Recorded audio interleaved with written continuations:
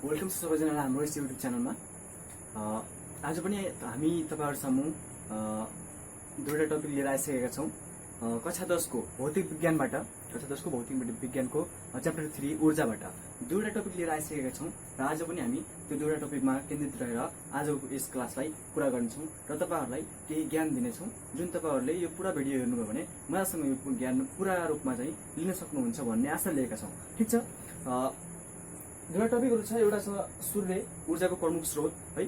सूर्य एउटा ऊर्जाको प्रमुख स्रोत, यो एउटा फर्स्ट टपिक हो भने है, the sun the ultimate source of energy. र अर्को टपिक छ ऊर्जा खपतको वर्तमान स्थिति है, present status of the energy use और एनर्जी कन्जम्पसन। ठीक छ, अर्थात जो ऊर्जाको खपत छ है, प्रयोग छ, यसको चाहिँ वर्तमान स्थिति के कस्तो अवस्थामा छ त यसको बारेमा रहेको छ।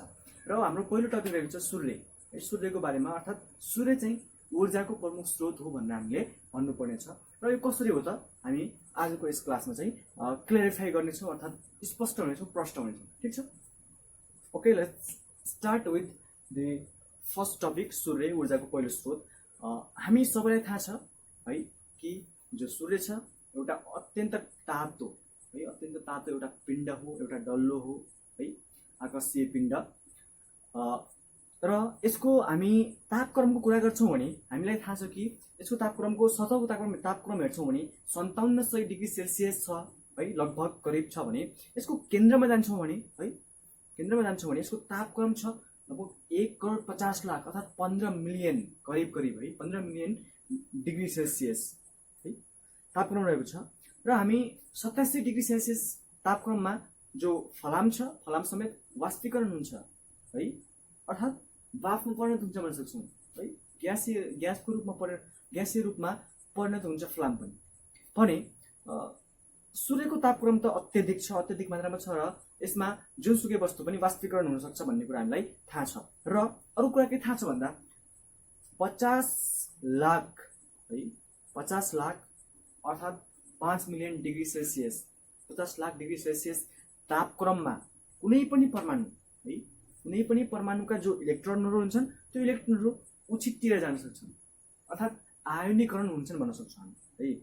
इलेक्ट्रोनहरू छन्, इलेक्ट्रोनहरू आयोनीकरण भएर है 50 लाख डिग्री सेल्सियस तापक्रममा चाहिँ ताप शक्ति गेन गरेर अर्थात ग्रहण गरेर चाहिँ इलेक्ट्रोनहरू उछिट्टिएर जान सक्छन्, आयोनीकरण हुन सक्छ। ठिक छ, यो कुरा छ। र यो जो सूर्य छ, सूर्यको तापक्रम अत्यधिक मात्रामा छ र त्यही अत्यधिक मात्रामा भएको जो तापक्रम छ र सूर्यमा रहेको जो प्रशस्त मात्रामा रहेको 70% है, सूर्यको पिण्डको 70% मात्रा रहेको हाइड्रोजन छ है त तत्त्व।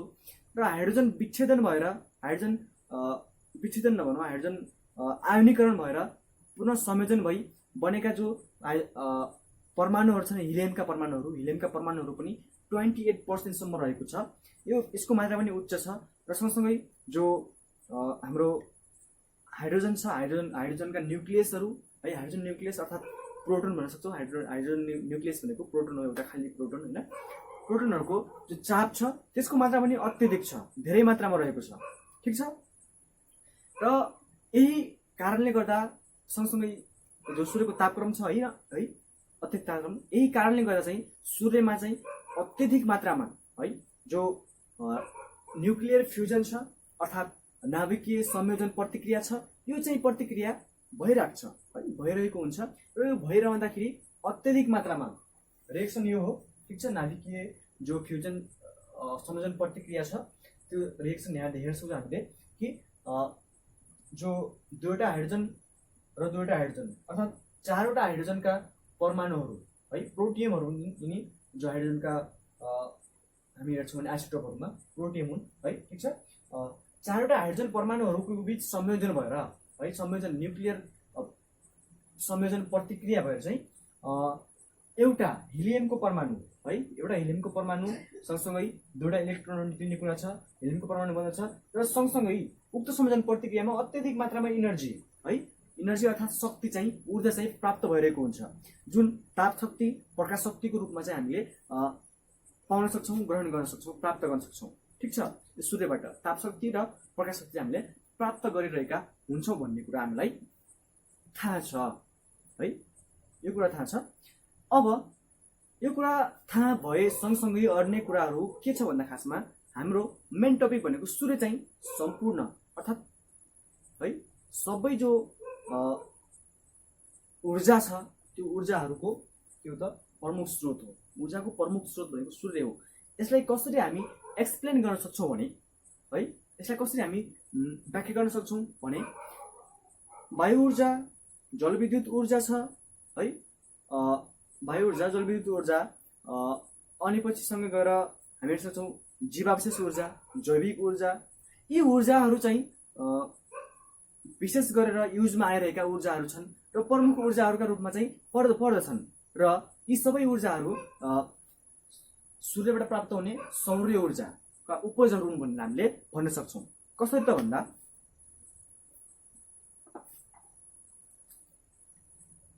जो सूर्यबाट प्राप्त हुने ताप शक्ति छ है, ताप शक्तिको कारणले गर्दा जो वायु छ, हावा है, हावा चाहिँ तातिन जान्छ है। हावा तातिन जाने हुनाले जुन तातो हावा हुन्छ त्यो चाहिँ हल्का भएर माथि जान्छ वायुमण्डलमा। हाम्रो जो वायुमण्डल छ, वायुमण्डलमा है जो हावाको घनत्व छ त्यसको लेभलहरू छन्। घनत्वको आधारमा हावाको लेभलहरू बन्दै रहेको छ र सबैभन्दा कम घनत्व भएको अर्थात् तातो हावा सबैभन्दा माथि जान पुग्छ र सँगसँगै तातो हावा जब माथि जान्छ चिसो हावाले अर्थात् जुन घनत्व बढी भएको हावा छ त्यो हावाले चाहिँ खाली ठाउँ ओगट्नको लागि अर्थात् जुन पहिले हावा थियो तातो हावा, त्यो तातो हावा माथि गइसकेपछि त्यहाँ खाली हुन्छ। त्यो ठाउँ ओगट्नको लागि चिसो हावा एउटा स्पिडमा चाहिँ चिसो हावा त्यहाँ आइपुग्छ है। र यही कारणले गर्दा यही जो प्रोसेस छ, यही प्रक्रियाले गर्दा चाहिँ हावाले गति शक्ति प्राप्त गर्दछ अर्थात् हावा चाल अवस्थामा आउँछ र जो चाल अवस्था छ, जो हावामा रहेको वायुमा रहेको गति शक्ति छ त्यो नै वास्तवमा वायु शक्ति हो है, वायु ऊर्जा हो। हामी सबैलाई थाहा छ वाइन्ड इनर्जी है। वाइन्ड इनर्जीको कारणले गर्दाखेरि हामीले टर्बाइनहरूसँगै जेनेरेटर घुमाएर विद्युत उत्पादन गर्न सक्छौँ। सँगसँगै अन्य विभिन्न हाम्रा प्रयोगहरू छन् है। योभन्दा अघिल्लो भिडियोमा हामीले वायु ऊर्जाको बारेमा अध्ययन गरिसकेका छौँ, ठिक छ। त्यसरी चाहिँ जो वायु ऊर्जा छ, वायु ऊर्जा पनि सौर्य ऊर्जाको उपज हो भनेर हामीले भन्न सक्छौँ प्रष्टसँग। र सँगसँगै अर्को हेर्छौँ भने जो सूर्यबाट विभिन्न बिरुवाहरूले है उत्पादकहरू छन्, हरितकणयुक्त बिरुवाहरूले चाहिँ सूर्यबाट प्राप्त हुने जो ताप शक्ति, प्रकाश शक्ति छ त्यसको मद्दतबाट फोटोसिन्थेसिस अर्थात् प्रकाश संश्लेषण प्रक्रिया है, फोटोसिन्थेसिस प्रोसेसबाट चाहिँ बिरुवाहरूले खाना बनाउने काम गरिरहेका हुन्छन् है। जो खाना छ, स्टार्च छ, त्यो चाहिँ बिरुवाका विभिन्न भागहरूमा चाहिँ रासायनिक शक्तिको रूपमा सञ्चित भएर रहेको हुन्छ बिरुवाको वृद्धि र विकासमा पनि हेल्प गर्ने कुरा हुन्छ, सञ्चित भएर रहेको हुन्छ र त्यही शक्ति चाहिँ विभिन्न उपभोक्ताहरूले है विभिन्न बिरुवाका वनस्पतिका भागहरूलाई खाने गर्दछन्। उपभोक्ता अर्थात् जनावर तथा वनस्पतिहरू छन् होइन, तिनीहरूले खाने गर्दछन् है, खानाको रूपमा प्रयोग गर्दछन् ती बिरुवाका विभिन्न भागहरूलाई र सँगसँगै जो खानाको रूपमा उनीहरूले प्रयोग गरे त्यसबाट ताप शक्ति प्राप्त गर्दछन् र ताप शक्ति सँगसँगै जो ताप शक्ति छ त्यसले चाहिँ शरीरमा मांसपेशीय शक्ति चाहिँ प्रदान गर्दछ। मांसपेशीय शक्ति छ जो मासुलर इनर्जी है त्यो चाहिँ प्रदान गर्दछ र त्यही जो मांसपेशीय शक्ति छ त्यसैको प्रयोगबाट चाहिँ हामीहरू विभिन्न कार्यहरू अर्थात् कामहरू चाहिँ पर्फर्म गर्न सक्छौँ, अर्थात् कामहरू हामीले दैनिक जीवनमा गरिरहेका हुन्छौँ। त्यही नै वास्तवमा के हो त हाम्रो शक्ति हो भन्न सक्छौँ। हामीले प्राप्त गरेको शक्ति जुन चाहिँ हामीले आफ्नो खानाबाट प्राप्त गर्छौँ र खाना भनेको वास्तवमा के हो त रासायनिक शक्तिको एउटा भण्डार हो जुन सूर्यले चाहिँ प्रत्यक्ष रूपमा सूर्यको तापद्वारा प्रकाशद्वारा चाहिँ प्रत्यक्ष रूपमा बिरुवाहरूले चाहिँ बनाइरहेका हुन्छन् है, ठिक छ। यो कुरा छ र यसरी हामी हेर्छौँ भने जो यान्त्रिक शक्ति छ है, मांसपेशी शक्ति छ, ठिक छ। अनि सँगै गएर जो बिरुवाका विभिन्न भागहरूमा रहेको जो जैविक शक्ति छ, जैविक ऊर्जा छ, यो पनि सूर्यबाट प्राप्त हुने एउटा ऊर्जा हो अर्थात् सूर्यको एउटा व्युत्पन्न सौर्य ऊर्जाको एउटा व्युत्पन्न ऊर्जा हो भनेर हामीले भन्न सक्छौँ। ठिक छ। र अर्को ऊर्जाको कुरा गर्छौँ भने यस्तै जो जीवावशेष ऊर्जा छ है त्यसलाई पनि हेर्न सक्छौँ। जीवावशेष ऊर्जा जो है विभिन्न लामो कालखण्डमा कालान्तरमा मरेका वनस्पतिहरू जीवहरू जमिन मुनि पुरिएर रहेका हुन्छन् र त्यस्तै ती विभिन्न भागहरूमा है जड तथा वनस्पतिका विभिन्न भाग तथा अङ्गहरूमा अर्थात् अंशहरूमा तिनीहरूका जीव तथा वनस्पतिका अंशहरूमा चाहिँ विच्छेदन प्रक्रिया भएर है तिनीहरू विच्छेदन भई उच्च ताप र चापका कारण विच्छेदन भई बन्ने जो जीवावशेष ऊर्जा छ, पेट्रोलियम पदार्थ होइन अर्थात् खनिज तेलहरू भन्न सक्छौँ है, कोइलाहरू छ, नेचुरल ग्यास, प्राकृतिक ग्यासहरू, यिनीहरू पनि सौर्य ऊर्जाको उपज हो है। किनकि जो जैविक ऊर्जा छ, ठिक छ, जैविक ऊर्जा अर्थात् बिरुवाहरू रहेका छन्, बिरुवाहरू हुर्किने कुरा छ है, बिरुवाहरूले खाना बनाउने कुरा छ, ठिक छ। त्यो जैविक ऊर्जा, रासायनिक ऊर्जा जो बिरुवामा रहेको रासायनिक ऊर्जा हुन्छ त्यो सञ्चित भएर रहेको हुन्छ र त्यही बिरुवाले चाहिँ सूर्यबाट प्राप्त गर्ने जो शक्तिहरू हुन्छन् त्यही प्रयोग गरेर चाहिँ बनाएको हुन्छ र त्यही बिरुवा चाहिँ जमिन मुनि गाडिन जाँदा अर्थात् दबिएर रहन जाँदा धेरै लामो समयपछि त्यो चाहिँ विभिन्न प्रोसेस, एउटा लामो प्रोसेस पार गरेर जैविक होइन कि जीवावशेष ऊर्जामा चाहिँ परिणत भएको हुन्छ। ठिक छ। फसिल फ्युल भन्न सक्छौँ र यसरी हामी भन्न सक्छौँ कि जो जीवावशेष ऊर्जाहरू छन्, कोइला है, खनिज तेल, प्राकृतिक ग्यासहरू, यिनीहरू पनि सौर्य ऊर्जाकै उपज हुन् भनेर हामीले भन्न सक्छौँ। प्रश्न छ यो कुरा है। ठिक छ। अर्थात् सौर्य ऊर्जाबाट नै हामीले जीवावशेष ऊर्जा चाहिँ प्राप्त गर्न सक्छौँ भनेर यसलाई पनि व्याख्या गर्न सक्छौँ है। अब अर्को हामी हेर्छौँ भने जो जलविद्युत ऊर्जा छ, सूर्यबाट प्राप्त हुने जो ताप शक्ति छ, ताप शक्तिको कारणले गर्दा हामी सबैलाई थाहा छ है, तापक्रम बढ्दै जाँदा अर्थात् तापक्रम तरल पदार्थलाई ताप दिँदै जाँदा यो चाहिँ वाष्पीकरण हुन थाल्छ अर्थात् वाष्पीकरण हुन्छ। हामी हेर्छौँ भने नदी नालाहरू छन् होइन, पोखरीहरू छन्, विभिन्न तालहरू छन् है, अनि पछि गएर महासागरहरू छन्, समुद्रहरू छन्, यिनीहरूमा चाहिँ जो सूर्यबाट प्राप्त हुने ताप शक्ति छ त्यसको कारणले गर्दाखेरि तापक्रम बढ्न गएर वाष्पीकरण हुन थाल्छ अर्थात् वाफमा परिणत हुन्छ। जो पानी रहेको हुन्छ, जम्मा भएर रहेको पानी, त्यो चाहिँ वाफको रूपमा परिणत हुन जान्छ र वाफको रूपमा परिणत हुन गई के हुन्छ त भन्दा आकाशमा गएर बादलको रूप लिन्छ। त्यही बादल चाहिँ पछि चिसिएर फेरि वर्षातको रूपमा चाहिँ वर्षात भएर पानीको रूपमा तल झर्ने काम हुन्छ अर्थात् पृथ्वीमा चाहिँ हामीले प्राप्त गर्दछौँ। ठिक छ, पानी प्राप्त गर्दछौँ र त्यसरी पुनः फेरि जो वर्षाको रूपमा परेको पानी हुन्छ त्यसले चाहिँ के हुन्छ भन्दा विभिन्न नदी नालाहरू होइन, खोल्साहरू, विभिन्न भिरपाखाहरू हुँदै एउटा गति शक्ति चाहिँ प्राप्त गर्दछ। ठिक छ।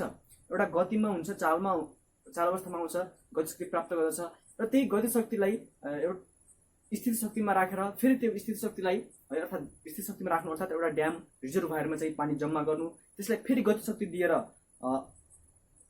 शक्ति दिएर अर्थात् कुनै पनि पाइपहरूद्वारा चाहिँ उसलाई एक ठाउँमा उच्च ठाउँमा लिएर खसालेर, ठिक छ, टर्बाइनलाई घुमाइन्छ र टर्बाइनसँग घुमेको जो जेनेरेटर हुन्छ, जेनेरेटर पनि के हुन्छ त घुम्न थाल्छ। अनि घुमेपछि के हुन्छ भन्दा हामीलाई अवश्य थाहा छ कि त्यहाँ विद्युत उत्पादन हुन्छ। त्यसैले हामी के हुन्छ त वास्तवमा जलविद्युत है। ठिक छ। र यसरी उत्पादन भएको जो जलविद्युत छ त्यो पनि हामी भन्न सक्छौँ कि जो सूर्य छ, सूर्यबाट प्राप्त हुने एउटा ऊर्जा नै हो है। अर्थात् सूर्यको व्युत्पन्न ऊर्जा जलविद्युत पनि हो है। ठिक छ। यसरी हामी हेर्न सक्छौँ कि जो सूर्य छ, सूर्य चाहिँ ऊर्जाको प्रमुख स्रोतको रूपमा रहेको छ। The ultimate source of energy, the sun, या ओके। यसरी हामीले सूर्य चाहिँ जो ऊर्जाहरू छन् ती ऊर्जाहरूमा चाहिँ प्रमुख ऊर्जा हो भनेर हामीले व्याख्या गर्न सक्छौँ है। यो सजिलो छ। ठिक छ, हामीले बुझिसक्यौँ। अब हामी अर्कोमा जाउँ। टपिक नम्बर 2, ऊर्जा खपतको वर्तमान स्थिति। ऊर्जा खपतको वर्तमान स्थिति है। The present status, what is the present status of energy consumption है। वर्तमान स्थितिको अर्थात् अहिलेको अवस्थामा, हालको अवस्थामा जो ऊर्जा छ है, शक्ति छ, यसको युज चाहिँ के कस्तो अवस्थामा के कसरी भइरहेको छ भनेर हामीले यहाँ केही कुरा बुझ्नेछौँ। हालको स्थितिलाई हेर्छौँ भने जनसङ्ख्या वृद्धि तीव्र रूपमा बढिरहेको छ है। जनसङ्ख्या वृद्धि बढिरहेको छ, त्यो सँगसँगै औद्योगिकीकरण है, इन्डस्ट्रियलाइजेसन अनि सहरीकरण छ है। ठिक छ, यो चाहिँ अत्यधिक मात्रामा बढिरहेको छ र यो सँगसँगै जो भेहिकल सवारी साधनहरू छन् जसले खनिज तेल कोइलाहरू है यसको युज हुन्छ बढी मात्रामा है, र यसको कारणले गर्दाखेरि ठिक छ अत्यधिक मात्रामा सवारी साधनहरूको युज, जनसङ्ख्या वृद्धि, औद्योगिकीकरण है अनि सहरीकरण, यसको कारणले गर्दाखेरि चाहिँ जो इनर्जी कन्जम्सनको अवस्था छ, वर्तमान अवस्था छ, त्यो चाहिँ बढ्दो क्रममा छ है, अर्थात् वृद्धि हुने क्रममा छ, अर्थात् बढिरहेको छ दिनदिनै। ठिक छ, त्यो कारणले गर्दा र यिनीहरूमा चाहिँ जो हाम्रो ऊर्जाको खपतलाई धान्ने मेन ऊर्जाहरू भनेको अहिलेको अवस्थामा हामी हेर्छौँ भने खनिज तेल, जो पेट्रोलियम ओइलहरू छन् है, डिजेल पेट्रोलहरू छन्। ठिक छ, अनि पछि गएर कोइला भयो, अनि नेचुरल ग्यास है, नेचुरल ग्यास, प्राकृतिक ग्यास, एलपिजी है, यिनीहरू चाहिँ प्रमुखमा पर्दछन्। जो जीवावश्यक ऊर्जाहरू हुन् जो अनवीकरणीय ऊर्जाहरू हुन् है, यसको अत्यधिक मात्रामा प्रयोग भइरहेको छ भने जो यो खपतको स्थिति छ, ऊर्जाको खपतको स्थिति यसलाई हेर्छौँ भने यसको चाहिँ जो वृद्धि दर हेर्छौँ भने वर्षेनी है वार्षिक वृद्धि दर 2.3% छ, अर्थात् 2.3% का दरले चाहिँ ऊर्जाको खपत वृद्धि भइरहेको छ है। यो ऊर्जाको खपत र ऊर्जाको स्रोतहरूको हामी थोरै एउटा केही डाटा हेर्छौँ भने, तथ्याङ्क हेर्छौँ भने होइन, एउटा केही आँकडा हेर्छौँ भने कस्तो छ भन्दा जो सबैभन्दा बढी युजमा रहेको खनिज तेल है, मिनरल ओइल छ 35%, खनिज तेल है, पेट्रोल डिजेलहरू छ, मट्टीतेलहरू छ, त्यो चाहिँ 35% खपत भइरहेको छ है। भने कोइला छ, कोइला 27% है, कोइला चाहिँ जो एउटा जीवावश्यक ऊर्जा हो, यो 27% छ, यो पनि जीवावश्यक ऊर्जा, यो पनि जीवावश्यक ऊर्जा। अब हेर्ने अरू के हेर्ने भन्दा नेचुरल ग्यास अर्थात् प्राकृतिक ग्यास, यो छ 17%, 17% है, 17% चाहिँ युज भइरहेको छ, खपत भइरहेको छ। अनि अर्को हामी हेर्न सक्छौँ 13% है, 13% चाहिँ जैविक ऊर्जा छ, जो बायोफ्युल छ, बायोमास छ ऊर्जा होइन, विभिन्न वनस्पतिका विभिन्न भागहरू सँगसँगै गोबर ग्यास छ, बायोग्यास है, त्यो चाहिँ 13% प्रयोगमा आइरहेको छ, खपत भइरहेको छ। भने यो सँगसँगै 5% चाहिँ जलविद्युतले 5% खपतलाई ठानेको छ। भने 3% भने जो हाम्रो नाभिकीय ऊर्जा छ है, नाभिकीय ऊर्जा अर्थात् न्युक्लियर ऊर्जा है, त्यसले चाहिँ 3% लाई ढानेको छ, 3% ऊर्जाको खपतलाई ढानेको छ। 3% नाभिकीय न्युक्लियर ऊर्जा, 5% जलविद्युतले ढानेको छ, अनि 13% भनेको जैविक ऊर्जा छ, अनि 17% चाहिँ नेचुरल ग्यास अर्थात् प्राकृतिक ग्यास छ, अनि 27% भनेको कोइला भयो, अनि 35% ऊर्जाको खपतलाई चाहिँ मिनरल ओइल अर्थात् खनिज तेलहरूले ढानेको छ। ठिक छ, यो चाहिँ थियो वर्तमान स्थिति हाम्रो जो ऊर्जा छ, ऊर्जा खपतको वर्तमान स्थिति अर्थात् हालको अवस्था कस्तो छ, त्यो ऊर्जा खपत होइन के कसरी चाहिँ ऊर्जाको खपत भइरहेको छ भन्ने कुरा थियो। ठिक छ, अब यो दुईवटा टपिकहरूको हामीले अध्ययन गर्छौँ भने लगभग यति कुरा छ है। पहिलो टपिक थियो हाम्रो सूर्य चाहिँ ऊर्जाको प्रमुख स्रोत हो है, भने अर्को टपिक थियो ऊर्जाको वर्तमान अवस्थामा स्थिति, जो ऊर्जा खपतको वर्तमान स्थिति थियो है, present status of energy consumption. ठिक छ, यो कुरा छ। यो दुईवटा टपिक आजलाई यति नै हुन्छ है, यति नै हो। र मलाई आशा छ केही कुरा हामीले सिक्यौँ होला, बुझ्यौँ होला है, जान्यौँ होला।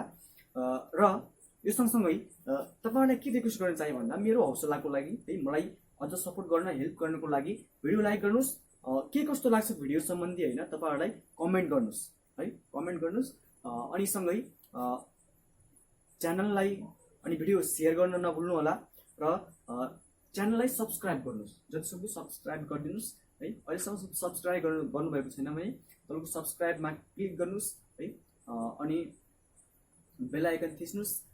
तपाईँहरूलाई हाम्रो अन्य भिडियोहरूको नोटिफिकेसनहरू प्राप्त भइरहनेछ। ठिक छ, यति गरौँ आजलाई।